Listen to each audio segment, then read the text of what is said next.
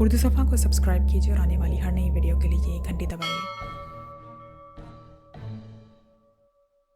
Shut up, तुम मुझे torch नहीं दे सकते। मैं तुम्हें सिर्फ 1 मिनट मजीद दे सकता हूँ। सरदावर का पता बता दो। जॉन मैकेनिज़ो ने जवाब दिया, लेकिन इस बार इस लहजे में खोखलापन नुमाया था। जासूसी तुम्हारे बस का रोग नहीं वाइल्ड टाइगर साहब। तुम ऐसा करो, इस चाकू से जाकर चिड़ियाँ ज़िबा किया करो। इमरान ने बुरा समूह बनाते हुए कहा। गोली मार दो, इसे गोली मार दो। जॉन मैकेनिज़ो इमरान की बात पर इतना मुश्तइल हुआ कि बेइख्तियार चीख पड़ा। उसने वहां मौजूद मकामी अफराद को हुक्म दिया था, और फिर इससे पहले कि वो दोनों जॉन मैकेनिज़ो का हुक्म सुनकर हरकत में आते, इमरान बिजली की सी तेज़ी से अपनी जगह से उछला और दूसरे लम्हे जैसे बर्क कौंधती है इस तरह दोनों अफराद पर जा गिरा, और वो दोनों चीखते हुए उछले और इनमें से एक जॉन मैकेनिज़ो पर गिरा जबकि दूसरा मुखालिफ सिमत की दीवार से जा टकराया। दूसरे लम्हे इमरान का जिस्म एक बार फिर हरकत में आया और इस बार जॉन मैकेनिज़ो से टकराने वाले की गर्दन के गिर्द उसके दोनों पैर कैंची की सूरत में पड़े और इमरान ने तेजी से अपने जिस्म को हरकत देकर उसे अपने साथी पर उछाल दिया। उसी लम्हे धमाके के साथ साथ एक जोरदार चीख बुलंद हुई और जिसे इमरान ने उसके साथी पर फेंका था वो चीखता हुआ फर्श पर धम से गिरा। दरअसल इसका साथी इमरान का निशाना ले रहा था, लेकिन इमरान की फुर्ती और तेज़ी की वजह से इमरान की बजाय उसका साथी इस पर जा गिरा, और ये सब कुछ इस तेज़ी से हो गया कि वो फायर ना रोक सका और रिवॉल्वर से निकलने वाली गोली उसके अपने साथी के सीने में घुसती चली गई। इमरान जॉन मैकेनिज़ो के साथी को उछालते ही तेज़ी से मुड़ा और इसका ये मुड़ना उसकी जान बचा गया, क्योंकि इस तरह वो जॉन मैकेनिज़ो के चाकू के वार से बाल बाल बच गया, क्योंकि जॉन मैकेनिज़ो ने बड़ी महारत से इमरान पर चाकू का वार कर दिया था। लेकिन इमरान ऐसे दावपेच तो खेल ही समझता था। चनाचा चाकू का वार बचाने के साथ साथ इमरान ने अपने जिस्म को दाएं तरफ झुकाते हुए जॉन मैकेनिज़ो का चाकू वाला हाथ पकड़ा, और इसके बाद जैसे ही वो नीचे को झुका, जॉन मैकेनिज़ो एक जोरदार झटके से इसके सर के ऊपर से होता हुआ अपने साथी के ऐन ऊपर जा गिरा, जो अपने ही भाई के सीने में गोली उतारकर शशद खड़ा था। इमरान ने जॉन मैकेनिज़ो को झटका इस अंदाज में दिया था कि जॉन मैकेनिज़ो का चाकू वाला हाथ उसी तरह अकड़ा रह गया, और फिर पलक झपकने में जैसे ही जॉन मैकेनिज़ो अपने साथी पर गिरा, उसका चाकू अपने ही साथी के सीने में घुसता चला गया, जिसका नतीजा ये हुआ कि एक और इंसानी चीख बुलंद हुई और जॉन मैकेनिज़ो तड़प कर सीधा हो गया। अब इसके चेहरे पर हैरत के साथ साथ खौफ के तासुरात नुमाया हो गए थे। मैं इन दोनों की हलाकत से बरीउल ज़िम्मा हूँ जॉन मैकेनिज़ो। एक को तुमने कत्ल किया है और दूसरे को उसके अपने साथी ने, इमरान ने बड़े मुतमईन लहजे में कहा, और जॉन मैकेनिज़ो खामोश खड़ा यूं हैरत और खौफ के मिले जुले अंदाज से इमरान को देख रहा था, जैसे वो किसी इंसान की बजाय किसी मावकूफुल फितरत आदमी को देख रहा हो, क्योंकि ज़्यादा से ज़्यादा चंद सेकंड में इमरान ने इसके दोनों साथी अपने ही हाथों से हलाक कर दिए थे और उससे खुद खराश तक न आई थी। तुम इंसान नहीं हो। जॉन मैकेनिज़ो के मुंह से काफ़ी देर बाद टूटे हुए अल्फाज निकले। अरे तुम तो डर गए, इतना भी बदसूरत नहीं हूँ, इमरान ने मुस्कुराते हुए कहा। यह सब कुछ नामुमकिन है। मैं अपने आप को मार्शल आर्ट में सबसे बड़ा माहिर समझता था, लेकिन तुम्हारे मुकाबले में वाकई मेरी कोई हकीकत नहीं। जॉन मैकेनिज़ो अपने आप पर कंट्रोल करने की कोशिश करते हुए कहा। इसका लहजा ऐसा था जैसे अल्फाज उसके मुंह से खुद ब खुद निकलते जा रहे हों। तो फिर दोस्ती कर लो जॉन मैकेनिज़ो साहब, इमरान मुस्कुराते हुए आगे बढ़ा। उसने मुसाफिया के लिए हाथ बढ़ाते हुए कहा, और जॉन मैकेनिज़ो ने बिल्कुल मशीनी अंदाज में आगे बढ़कर इमरान का हाथ थाम लिया। वो दरअसल जहनी तौर पर शिकस्त खा चुका था, इसलिए अब इसमें कुव्वत मुदाफ़ियत ना रही थी। अब एतमीनान से बैठो और मुझे बताओ कि आखिर सरदावर के पते की तुम्हें क्यों ज़रूरत पड़ गई। इमरान ने बड़े मुतमईन अंदाज में कुर्सी पर बैठते हुए कहा। हमारी कौमी लेबॉर्ट्रियों में एक जंगी फार्मूले पर काम हो रहा है। इस फार्मूले में एक ऐसी उलझन आ पड़ी है जिससे हमारे मुल्क के साइंसदान हल करने से कासिर हैं। हमें बताया गया है कि दुनिया में एक साइंसदान ऐसा है जो इस मज़मून में स्पेशलिस्ट है, और वो वही पाकिस्तान के सरदावर। लेकिन अब मसला ये आन पड़ा है कि हम इस फार्मूले को दुनिया पर ज़ाहिर नहीं कर सकते। अगर रेड फॉक्स आपसे बराह रास्त गुफ्तगू करता तो बात फैल सकती थी, इसलिए हमने सोचा कि सरदावर का खुफिया तौर पर मालूम किया जाए पता, और फिर इस उलझन के लिए सरदावर की खिदमात हासिल की जाएं और उन्हें राज़ी किया जाए कि वो हमारे साइंसदानों से कोड वर्ड्स में गुफ्तगू करके इस मसले का हल करें। इसके लिए चाहे वो हमारे मुल्क में मुअज़्ज़ज़ मेहमान के तौर पर तशरीफ़ ले आएँ, हमारे साइंसदानों को यहाँ बुला लें। वो चूँकि एक साइंसदान है, इसलिए हमें यकीन था कि वो इस मसले में हमारी रहनुमाई भी करेंगे और पेशा वराना आदाब का मलहूज़ रखते हुए इस फार्मूले को किसी पर ज़ाहिर भी ना करेंगे। लेकिन सरदावर का पता किसी को मालूम न था। सिर्फ इतना पता चल सका कि पाकिशा के अली इमरान को इनका पता मालूम है। चनाचा मुझे यहाँ भेजा गया कि मैं तुमसे सरदावर का पता और फ़ोन नंबर मालूम करके उससे बराह रास्त मिलूं, या टेलीफोन पर मुझे ये भी बताया गया कि अली इमरान यानी तुम एक आम से आदमी हो और कभी कभी सीक्रेट सर्विस की इमदाद करके अपनी रोज़ी कमा रहे हो। जॉन मैकेनिज़ो ने तफसील बयान करते हुए कहा। यानी मैं सीक्रेट सर्विस का मुखबिर हूँ, इमरान ने मुस्कुराते हुए कहा। यही समझ लो, जॉन मैकेनिज़ो ने मुस्कुराते हुए जवाब दिया। अब उसके आसाब नॉर्मल हो चुके थे। चनाचा तुम अपने तरीक़ाए कार के मुताबिक यहाँ आए, मकामी बदमाश किराए पर लिए और मुझे अगवा करके यहाँ लाए ताकि मुझसे पता मालूम कर सको। यही बात है ना? इमरान ने कहा। बिल्कुल यही बात है, और मैं अपने इस तरीक़े कार पर अब पूरी तरह शर्मिंदा हूँ, जॉन मैकेनिज़ो ने नदामत भरे लहजे में कहा। इसमें शर्मिंदा होने वाली कोई बात नहीं, सीक्रेट एजेंटों की ट्रेनिंग ही ऐसी होती है। इसी वजह से तो मैं सीक्रेट एजेंट बनने पर तैयार नहीं होता, बल्कि मुखबरी पर गुजारा कर रहा हूँ, इमरान ने मुस्कुराते हुए जवाब दिया। क्या मतलब? क्या तुम्हारा ताल्लुक सीक्रेट सर्विस से नहीं है? जॉन मैकेनिज़ो ने चौंकते हुए पूछा। अरे नहीं भाई, मैं ऐसे चक्करों में नहीं पड़ा करता। मैं तो बस रोटी कमाता हूँ और मेरा बावर्ची सुलेमान उससे पकाता है और फिर तुम्हारे जैसे मेहमान आकर उससे खा जाते हैं, इमरान ने बड़ी मासूमियत भरे लहजे में कहा और कुर्सी से उठ खड़ा हुआ। अब इन लाशों का क्या होगा? जॉन मैकेनिज़ो ने भी उठते हुए कहा। ये यकीनन हार्बर के आदमी होंगे, इमरान ने संजीदा लहजे में कहा। हाँ, उसी के आदमी हैं, जॉन मैकेनिज़ो ने सर हिलाते हुए जवाब दिया। तो ठीक है, खुद ही उनके कफन दफन का खर्चा करता फिरेगा, हमारे पास रकम फालतू नहीं है। आओ मेरे साथ, मैं तुम्हें सरदावर से मिलाता हूँ ताकि तुम्हारा मसला हल हो जाए, इमरान ने स्पॉट लहजे में कहा और दरवाजे की तरफ बढ़ता चला गया। जॉन मैकेनिज़ो सर हिलाता हुआ उसके पीछे चलने लगा, अलबत्ता उसकी आंखों में चमक सी लहराने लगी थी। सरदावर अपने दफ्तर में बैठे किसी अहम फाइल के मुताले में मसरूफ़ थे कि मेज़ पर रखे हुए टेलीफोन की घंटी बज उठी। उन्होंने चौंक कर सर उठाया और फिर हाथ बढ़ाकर रिसीवर उठा लिया। यस, सरदावर ने मेकानिकी अंदाज में कहा। उनकी नज़रें अभी तक फाइल पर ही जमी हुई थी। अगर आप यस के साथ सर भी लगा देते तो कम अज़ कम मैं फ़ख्र के साथ तो कह सकता कि दुनिया का एक बड़ा साइंसदान मुझे यस सर कहता है। लेकिन क्या किया जाए, लोग अदब अदाब ही भूल गए। उसी तरफ से एक चहकती हुई आवाज़ सुनाई दी और सरदावर के संजीदा चेहरे पर बेइख्तियार मुस्कुराहट दौड़ती चली गई। ओह, सर इमरान बोल रहे हैं। खादिम को कैसे याद फरमाया जनाब ने, सरदावर ने हंसते हुए कहा। अरे ये तो बहुत वज़नी आदाब है, इतना बोझ तो मेरे जैसा नहीफ किस्म का आदमी उठा भी नहीं सकता। सुना है आजकल आप हुकूमत से लंबी तनख्वाह मार रहे हैं। मेरा फाइनेंसर मुल्क से बाहर है, चनाचा मैंने सोचा कि आपको ही अपना फाइनेंसर समझ लूं। इमरान की आवाज़ सुनाई दी और सरदावर एक बार फिर हंस पड़े। मैं जानता हूं तुम्हारे फाइनेंसर को, सुप्रीडेंट फयाज की बात कर रहे हो ना, सरदावर ने कहा। बिल्कुल। क्या किया उसने? आपसे शिकायत की थी? प्लीज़ मुझे इसका उधार वापस करने के लिए ना कहिए, आजकल मुझ पर माशी मैदान बड़ा तंग हो रहा है, इमरान ने रूह देने वाले लहजे में जवाब दिया और सरदावर इसकी बात पर एक बार फिर हंस पड़े। अच्छा नहीं कहता, बोलो कितनी रकम चाहिए, सरदावर ने कहा। जितना कैश बन जाए, मैं बड़ा ईमानदार टाइप का कमीशन एजेंट हूँ, एक धेला भी कमीशन से ज़्यादा नहीं लेता, इमरान ने जवाब दिया। कमीशन? मैं समझा नहीं, सरदावर ने वाकई हैरत भरी लहजे में पूछा। जनाब, आपके लिए मैंने एक पार्टी ढूंढी है, उम्मीद है काफ़ी बड़ा सौदा हो जाएगा, मुझे भी कुछ अच्छा ही कमीशन मिल जाएगा। वैसे अब मैंने कमीशन के रेट बढ़ा दिए हैं, अब 5% कमीशन होगा, इमरान ने जवाब दिया। ये क्या चक्कर चला रहे हो तुम? कैसा सौदा, कैसा कमीशन? सरदावर अब पूरी तरह संजीदा हो चुके थे। अरे इतना बड़ा सौदा नहीं जितना आपके लहजे से संजीदगी टपकने लगी है। दरअसल बात यह है कि वेस्टर्न कॉर्मन के साइंसदानों को एक फार्मूले में आपकी इमदाद की ज़रूरत पेश आ गई है। चनाचा मैंने कमीशन बनाने के लिए सौदा किया, पूरे 10 लाख रुपए में सौदा हुआ है, उनका आदमी मेरे पास पहुंच चुका है। अब आप वक्त दें तो आपसे मिलकर सौदा फाइनल कर लें, इमरान ने जवाब दिया। वेस्टर्न कॉर्मन के साइंसदानों को मेरी इमदाद और सौदाबाजी, आखिर ये क्या बकवास है? क्या शरारत के लिए मैं ही रह गया था? सरदावर ने मसनूई तौर पर गुस्से का इजहार करते हुए कहा, क्योंकि अब यही समझ रहे थे कि इमरान शरारत कर रहा है। बकवास और शरारत के लिए आपकी इमदाद की ज़रूरत न पड़ती, इसके लिए तो मैं अकेला ही काफ़ी था। वाकई एक साइंसी फार्मूले में आपकी इमदाद की ज़रूरत है, इमरान ने संजीदा होते हुए जवाब दिया।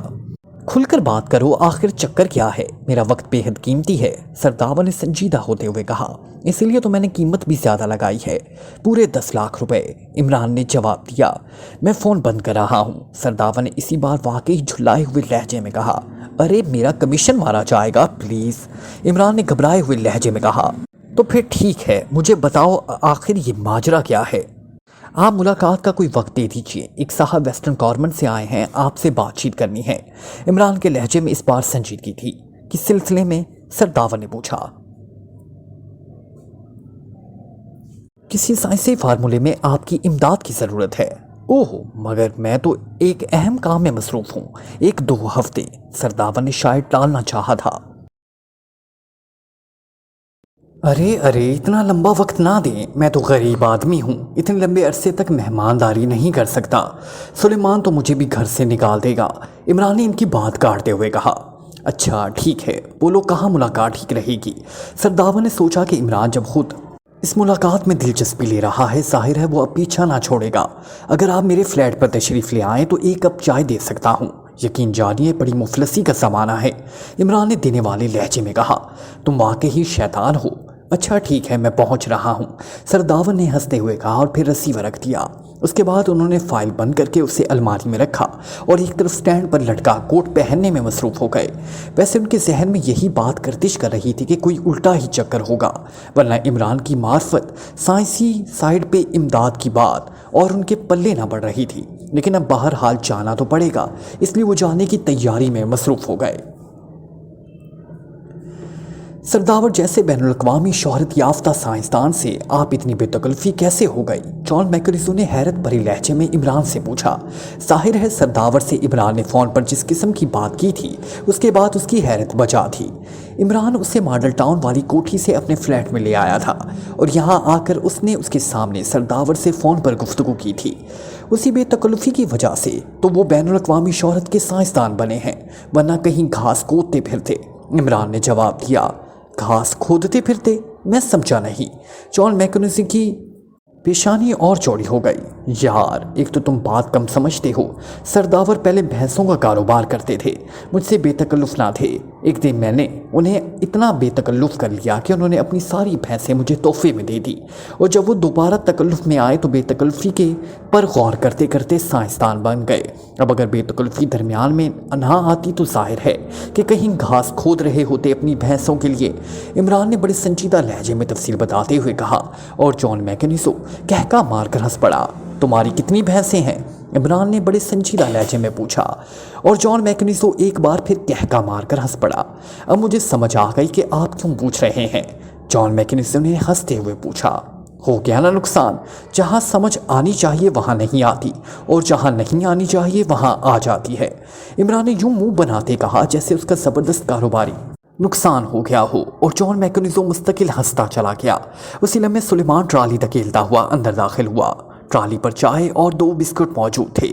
یہ جناب ہو ہائنس سلیمان پاشا ہیں، آل ورلڈ باورچی ایسوسی ایشن کے آنریری صدر۔ عمران نے باقاعدہ سلیمان کا تعارف کراتے ہوئے کہا۔ آنریری نہیں جناب، مکمل صدر ہوں، اگر آپ کہیں تو اندر کمرے سے سرٹیفکیٹ لا کر دکھاؤں؟ سلیمان نے بڑے سنجیدہ لہجے میں کہا۔ ارے مفت دکھا دو گے سرٹیفکیٹ؟ ایسا کرو کہیں اس سرٹیفکیٹ کی نمائش لگا دو، 1 روپیہ ٹکٹ کافی رہے گا، کم از کم روٹی تو کھلی مل جایا کرے گی۔ عمران نے اسے مشورہ دیتے ہوئے کہا۔ ٹھیک ہے، سرٹیفکیٹ میرا اور روٹی کھائیں آپ، یہ کیسے ہو سکتا ہے؟ سلیمان نے منہ بناتے ہوئے کہا اور پھر تیزی سے واپس مڑتا چلا گیا۔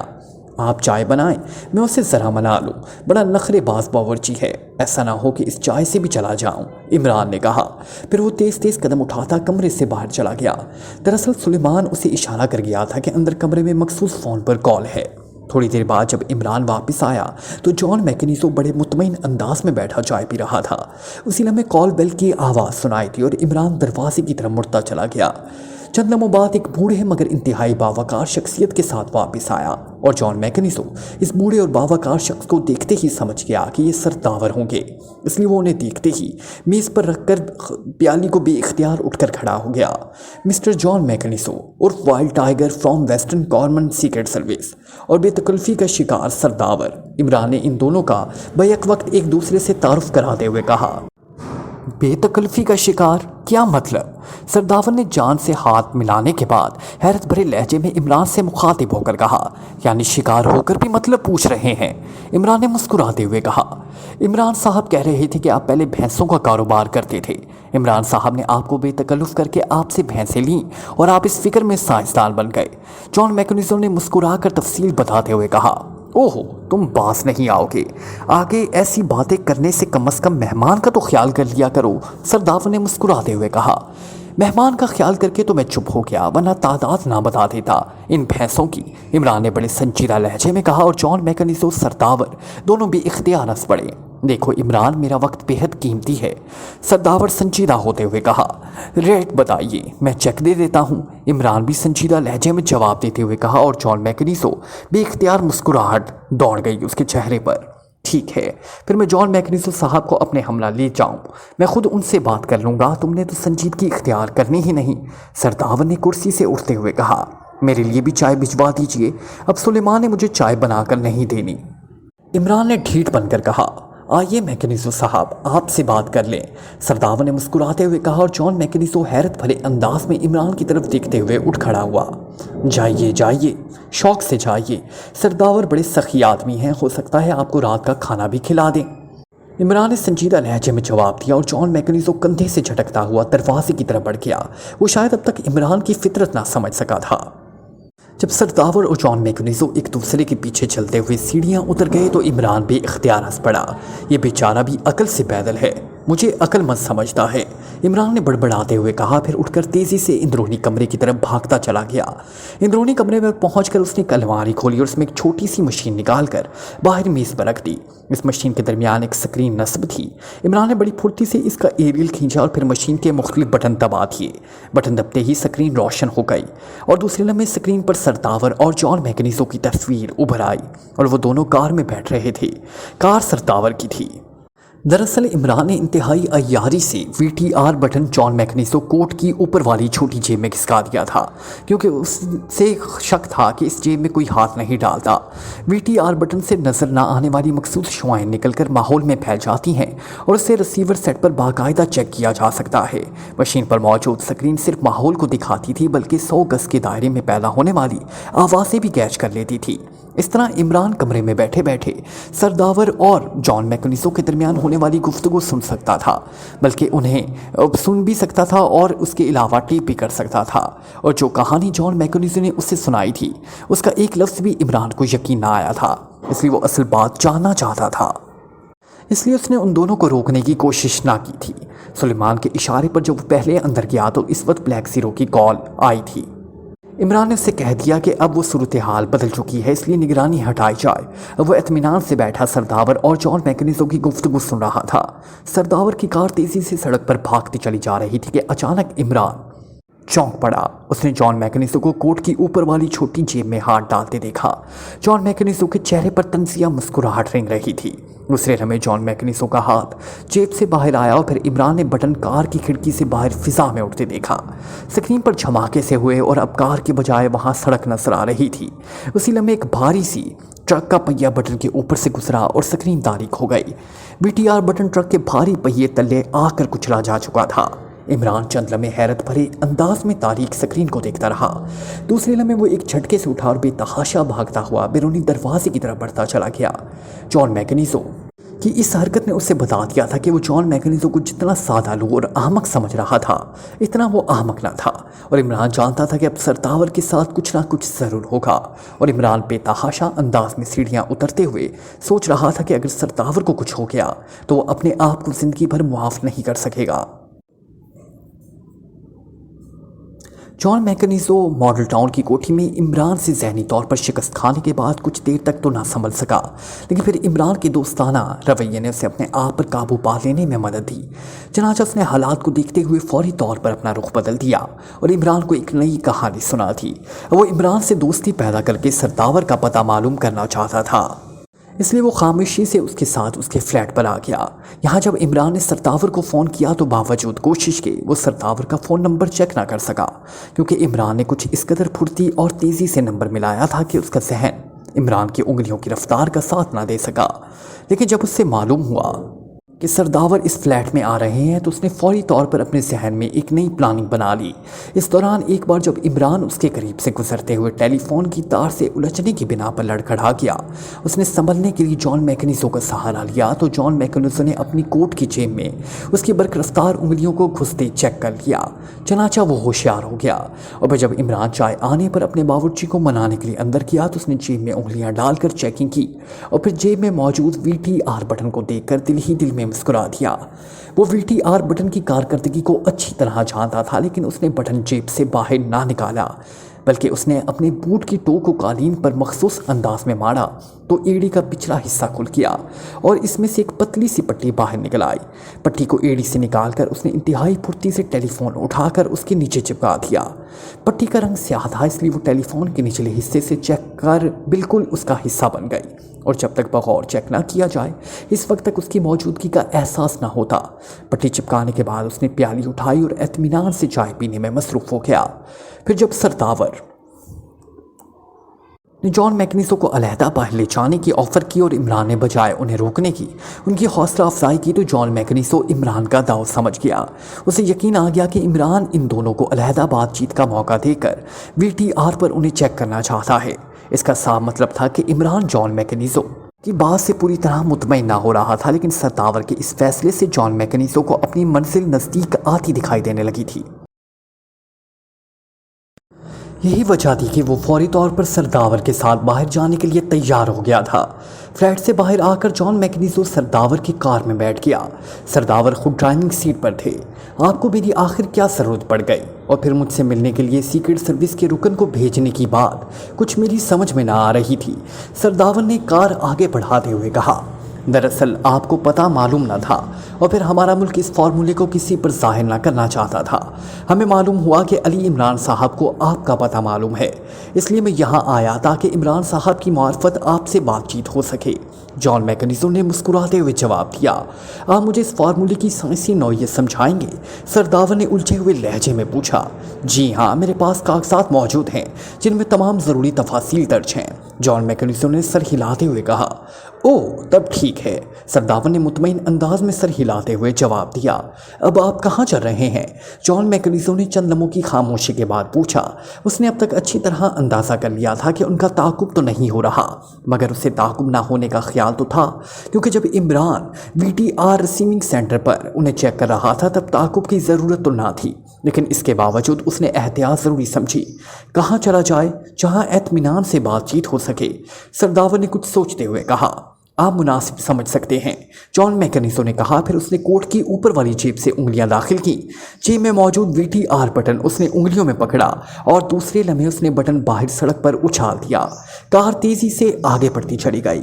جان میکنیزو اب اپنے منصوبے پر عمل کرنے کے لیے تیار ہو گیا، کیونکہ اس سے معلوم تھا کہ VTR ریسیونگ پر عمران اس کی حرکت چیک کرتے ہی فوراً حرکت میں آ جائے گا اور اس کے آدمی جال کی طرح چاروں طرف پھیل جائیں گے۔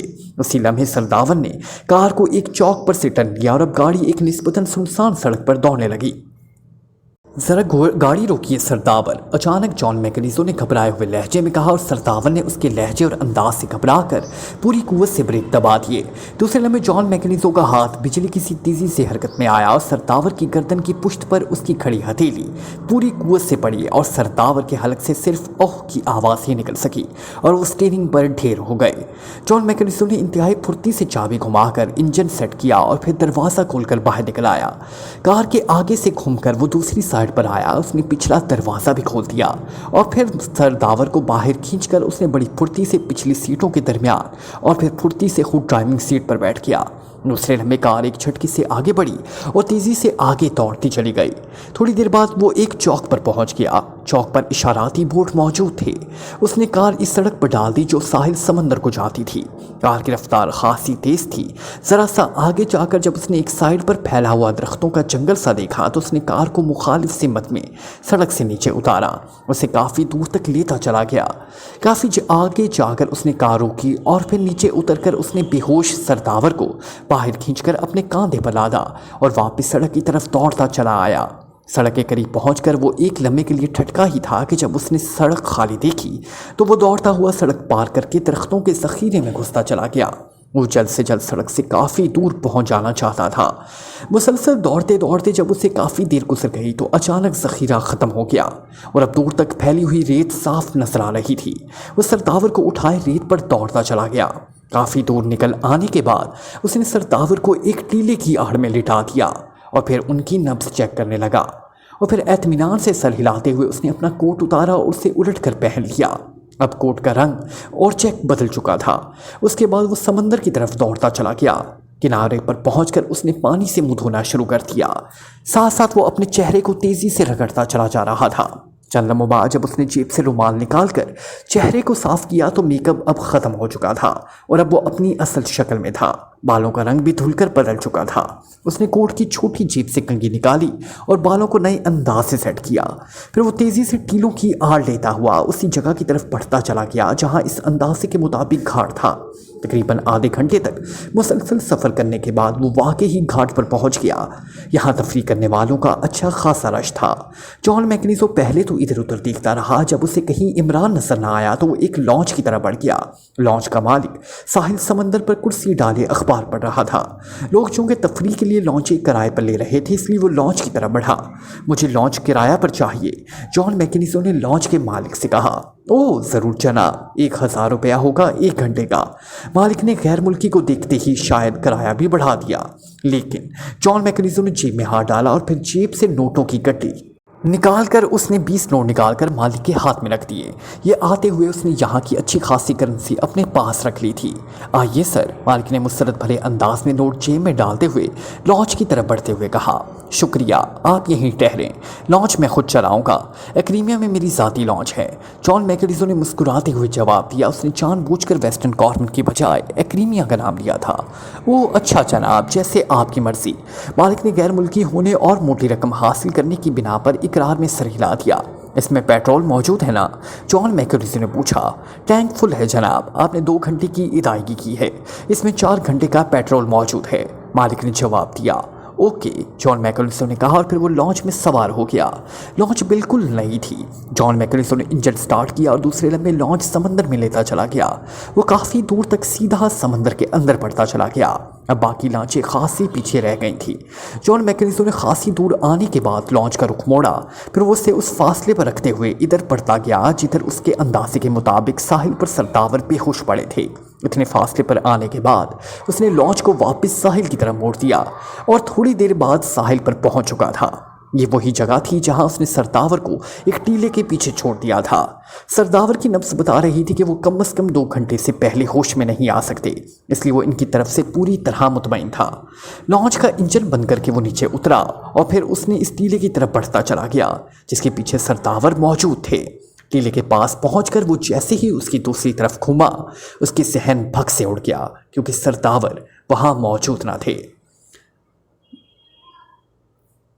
عمران تیزی سے دوڑتا ہوا فلیٹ سے نیچے اترا، پھر گراج سے کار نکالتے چند لمحے لگائے اور چند لمحوں بعد اس کی کار انتہائی تیز رفتاری سے دوڑتی ادھر بڑھی چلی جا رہی تھی جہاں جان میکنیزو نے BTR بٹن سڑک پر پھینکا تھا۔ تھوڑی دیر بعد وہ وہاں پہنچ گیا، پھر اس نے کار آگے بڑھا دی۔ تھوڑی دیر بعد وہ ایک چوک پر پہنچ چکا تھا، یہاں سے 4 سڑکیں مختلف سمتوں میں جاتی تھی۔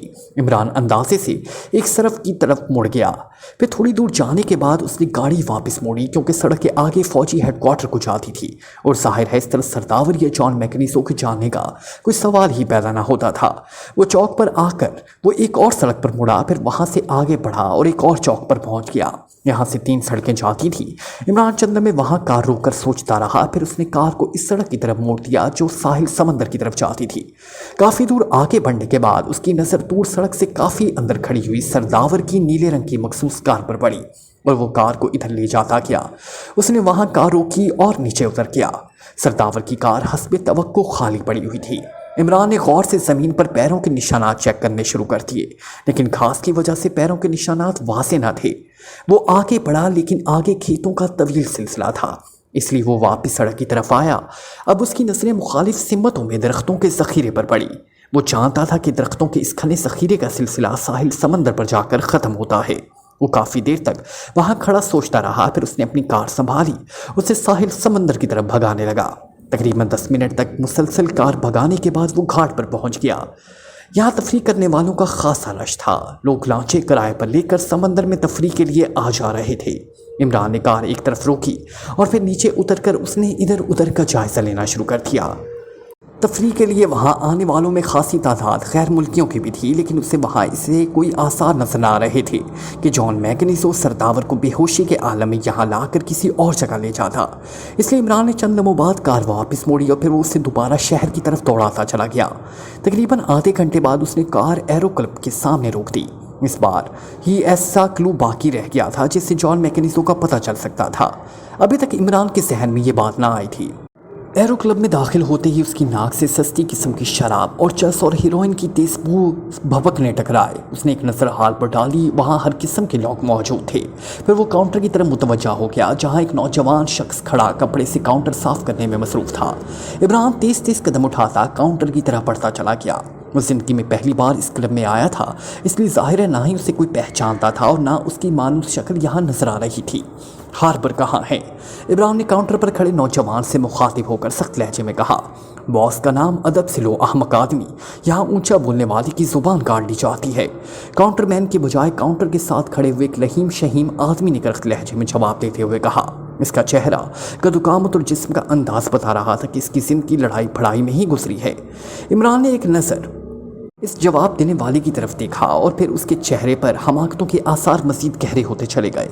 आली जनाब, इज़्ज़त माब, सरकारी आलीशान, रुतबे इंसान हॉर्बर साहब बहादुर कहाँ तशरीफ़ रखते हैं? इमरान ने बाकायदा रुकू के बल झुकते हुए बड़े मौतवाना लहजे में कहा। जाओ, भाग जाओ, वो तुम जैसे मस्खरों से नहीं मिल सकता। इस लहीम शहीम गुंडे ने बड़े तनसिया और हकारत भरे लहजे में जवाब देते हुए कहा। लेकिन अगर कोई उससे मिलने की जिद करे तो फिर? इमरान ने उसी तरह मौतबाना लहजे में कहा। मैं कहता हूँ निकलो यहाँ से, दफ़ा हो जाओ, वरना एक ही थप्पड़ में गर्दन तोड़ दूंगा। लहीम शहीम गुंडे ने इंतहाई गुस्सेले लहजे में कहा। Like, comment, share, press the bell icon.